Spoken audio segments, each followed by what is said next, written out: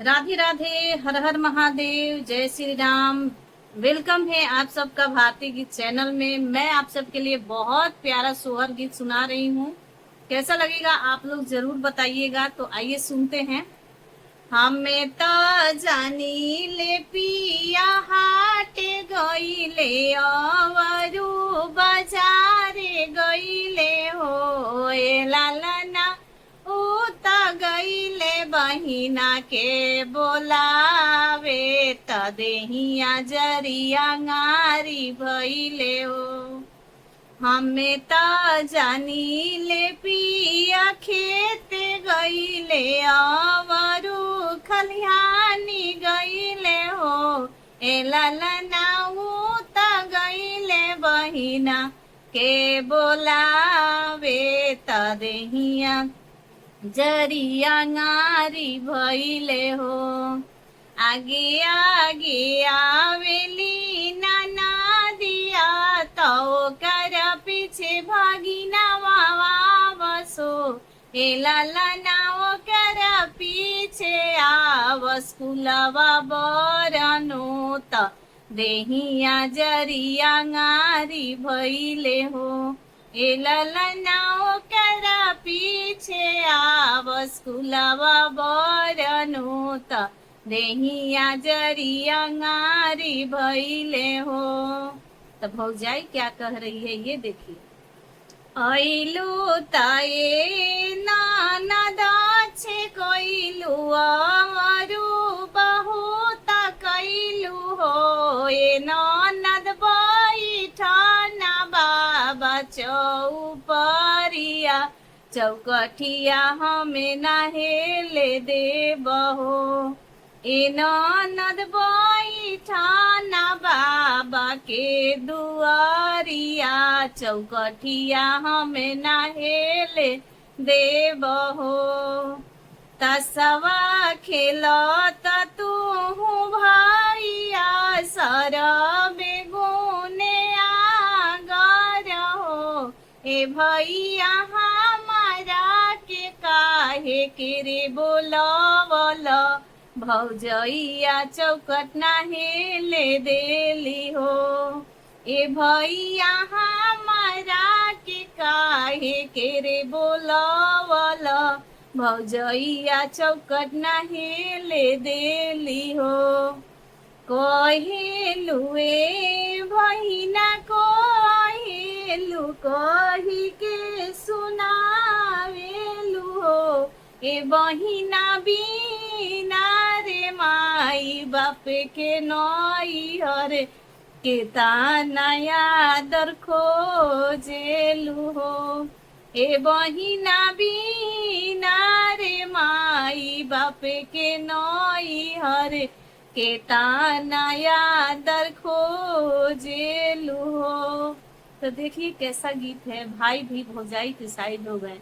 जो बिना माई बाप के नैहर में भौजाई चौकट पर बैठा रही है तब भी भाई कह रहे हैं कि अब कितना आदर खोजत रही। तो भौजाई के तरफ ही भाई भी हो गए।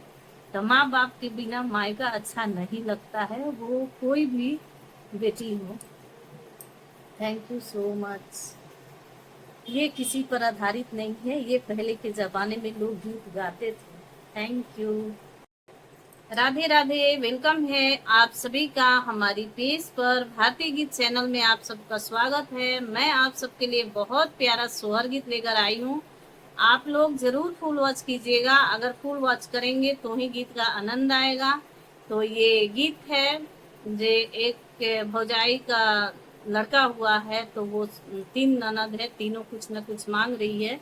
तो गीत के माध्यम से मैं आप सबके लिए को समझा रही हूँ किस तरह से भौजाई बोल रही है। तो आइए सुनते हैं।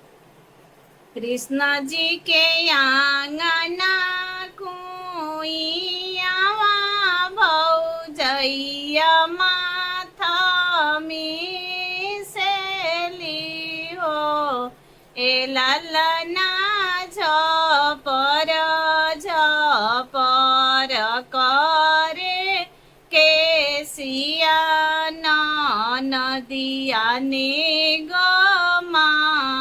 मांगेली ए ललना झपर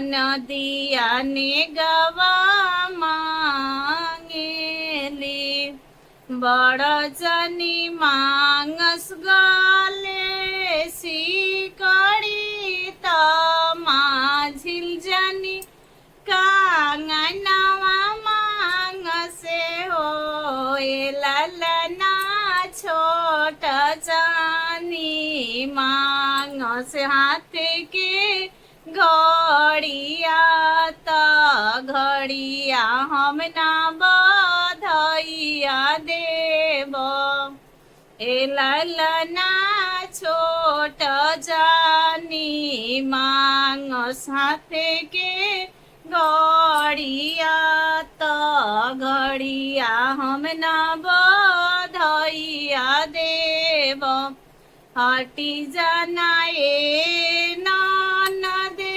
हटी जाना हमरो ना जार पर से हो ए ननदे जी से बेला नारी चलाई बारो बताया पे ना घरे जाइबू हटी जाना ए ननदे हटी जाना हमरो ना जरा पर से हो ए ननदे जी से बेला नारी चलाइबा रोवताया पे ना घरे जाइबू रोवती